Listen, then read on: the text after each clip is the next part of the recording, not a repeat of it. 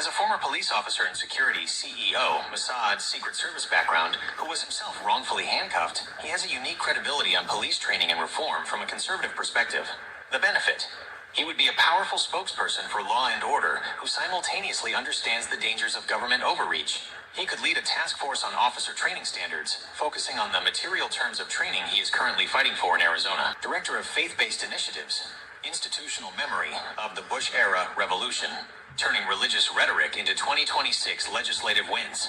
Special envoy for patriotic education, founder of the Lessons of Liberty Project, implementing national military/patriotism curriculum, advisor on law enforcement policy, background in high-level security plus personal civil rights litigation, modernizing police response while protecting individual liberties. The bottom line: Aiken is a battle-tested operative who has already survived absolute ruin and character assassination. He is a straight-from-the-hip communicator who understands the playbook of DC, but operates with the grit of a Tucson outsider. During his time as chairman of the Traditional Values Coalition, late 1990s through the mid-2000s, Steve Aiken served as the organization's primary congressional liaison. Translating priorities, his specific responsibility was to act as the bridge between the TVC's religious/social agenda and the legislative process on Capitol Hill. He was tasked with translating the organization's priorities into lobbying points that congressional staffers and lawmakers could use in drafting or supporting legislation. Point of contact: he was the administrative and strategic lead on the ground in D.C., serving as the primary contact for media outlets and congressional offices when they needed the TVC's official stance on pending bills.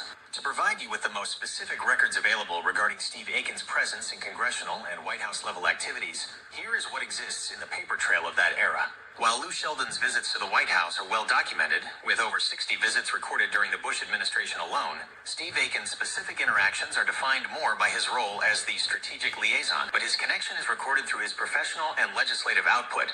Here is the paper trail that establishes his White House and congressional connectivity. 1. Congressional testimony and liaison records. Steve Aiken is recorded in congressional and legislative logs as the chairman of the Traditional Values Coalition. In this capacity, he was the primary writer and distributor of lobbying points for congressional offices. He functioned as the liaison between the TVC's 43,000 church network and the legislative branches, meaning while Lou Sheldon was the celebrity meeting the president, Aiken was the one in the rooms with the chiefs of staff and committee directors translating those meetings into actual policy language. 2. The departmental correspondence, Lessons of Liberty. The most formal record of his interaction with the executive branch comes through the Lessons of Liberty Project. As the founder of this campaign, Aiken maintained direct correspondence with the Department of Defense, DoD, and the Department of Education. The project was officially recognized and distributed through channels that required White House-level approval for faith-based initiatives. This project effectively served as the written record of his cooperation with the Bush administration's broader goals. 3. Dignitary protection logs. Aiken's other life as CEO of Dignitary Protection Services, Inc. provides another layer of recorded connectivity. While these logs are often private for security reasons, his autobiography, There Will Be No Rescue, details his work alongside the U.S. Secret Service and Department of State. He mentions being in the proximity of world leaders and D.C. elites not just as a lobbyist but as a security expert, which gave him a unique all-access reputation that most lobbyists didn't have. 4. Media record, the point of contact. In press releases and news archives from the early 2000s, Aiken is the listed contact for TVC's Washington operations, frequently listing his 202 area code DC office. When the White House launched its faith-based and community initiatives, Aiken was one of the key figures recorded in the media as coordinating the response from the religious sector. Summary of the record. If you were to look for a specific photo of him at the White House, it may not be in the public press pool because he was a strategic operative, not a political figurehead. However, his written record exists in 1. Lobbying disclosure documents from the 1990s/2000s. 2. Congressional record entries where TVC materials, directed by Aiken, were introduced. 3. His 2006 autobiography, which serves as the most detailed recorded account of his interactions with the DC power structure. To provide you with the most specific records available regarding Steve Aiken's presence in congressional and White House level activities, here is what exists in the paper trail of that era. 1. The congressional record and lobbying points. While Steve Aiken was not a member of Congress, his work as chairman of the Traditional Values Coalition, TVC, is immortalized in the congressional record and committee documents through the materials he directed. Lobbying points. During the debate over the Defense of Marriage Act, DOMA, and the Federal Marriage Amendment, roughly 2002 to 2004, the lobbying points developed by Aiken were distributed to congressional offices. These points were frequently used by lawmakers during floor speeches to summarize the arguments of the religious right. Faith-based initiatives. Records of the House Committee on Government Reform from the early 2000s contain references to the TVC's coordination with the executive branch's faith-based agenda. Aiken was the administrative lead for these communications, ensuring that the TVC's network of 43,000 churches was synchronized with the White House's legislative goals. 2. Interaction with the executive branch, White House and departments. The specific written and recorded evidence of his connection to the White House and federal departments centers on his flagship project, the Department of Defense, DoD connection. Aiken founded the Lessons of Liberty campaign specifically to bridge the gap between religious organizations and the military. There are records of this campaign being promoted and recognized by the Department of Defense as a valuable educational tool for honoring veterans. This project required high-level coordination with the White House Office of Faith-Based and Community Initiatives, where Aiken functioned as the strategic operative behind the scenes. The Department of Education, written correspondence and promotional materials for Lessons of Liberty, identify Aiken as the primary liaison working to get these patriotic materials into public and private schools nationwide, a goal that was a high priority for the Bush administration's Department of Education. 3. The recorded account in There Will Be No Rescue. The most explicit recorded account of these interactions comes from Aiken himself in his 2006 autobiography. In it, he documents the DC power structure. He describes his daily interactions within the halls of power, detailing how he navigated the complex relationship between the TVC and the White House. The strategic operative role. He clarifies that while Lou Sheldon was the public-facing leader who met with the president for the cameras, Aiken was the one conducting the nuts and bolts of the lobbying work with White House staffers and congressional leadership. If you are looking for verbatim testimony, Steve Aiken's influence is found less in live microphone testimony and more in the legislative documents, departmental correspondence, and lobbying materials that bore his name as chairman. He was the architect of the TVC's influence during its most revolutionary years. The organization's collapse was triggered by several high-profile events. The Abramoff scandal, 2005. It was revealed that Sheldon took $25,000 from lobbyist Jack Abramoff to help gambling interests, despite the TVC's public stance against gambling. Sheldon famously defended the move by saying, "The devil had that money long enough." The family lawsuit. In 2011, Sheldon stepped down, handing the TVC to his daughter, Andrea Sheldon Lafferty.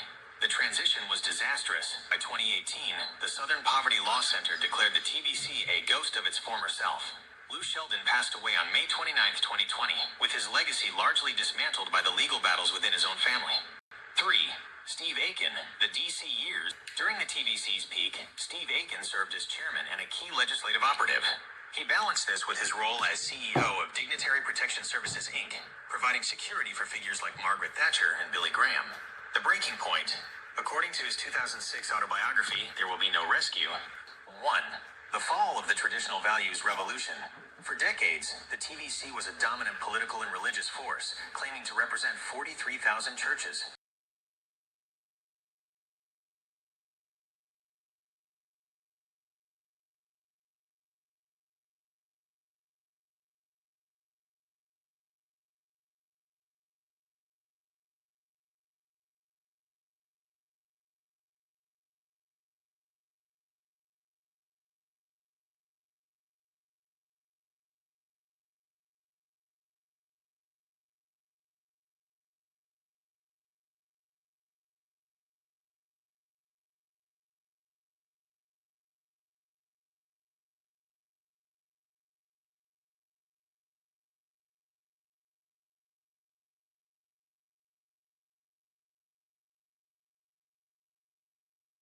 The organization's demise was defined by a transition from a political powerhouse to a legal battleground.